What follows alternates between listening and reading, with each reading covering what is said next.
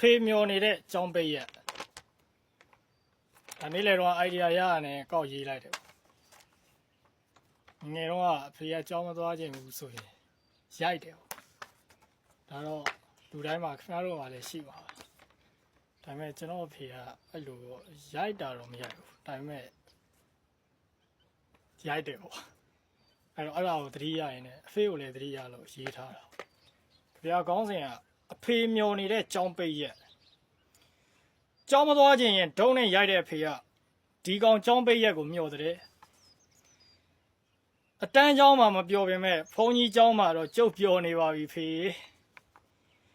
ခက်တာဘုန်းကြီးเจ้าမှာစနေတနင်္ဂနွေမရှိဘူးဖေရအာဇာနီနေလည်းမရှိဘူးလာဇာထုတ်ရက်မို့เจ้าပိတ်တာမျိုးလည်းမရှိဘူးဥပုံနေဆိုတာတော့ရှိတာဗောဖေရဒါပေမဲ့ဥပုံနေဆိုတိုင်းလဲစောင်းမွေးဝဲကဥပုံနေတိုင်းရှိတယ်ဖေရအဖေသားရဲ့เจ้าပိတ်ရက်ဆိုတာနတ္ထိလောကေလောကသမိန်နတ္ထိပိတာအဖေသားရဲ့ကြောင်းပိတ်ရက်ဆိုတာနတ္ထိလောကေလောကသမိန်နတ္ထိပိတာမျောမနေနဲ့ဖေမျောမနေနဲ့ခါဖက်လို့မြို့ပတ်နေကြချိန်မေကွန်းဖတ်ပြီးတိုင်ပတ်နေရတဲ့ဘဝမှာအဖေသားမှာကြောင်းပိတ်ရက်မရှိဘူးဖေခါဖက်လို့မြို့ပတ်နေကြချိန်မေကွန်းဖတ်ပြီးတိုင်ပတ်နေရတဲ့အဖေသားမှာ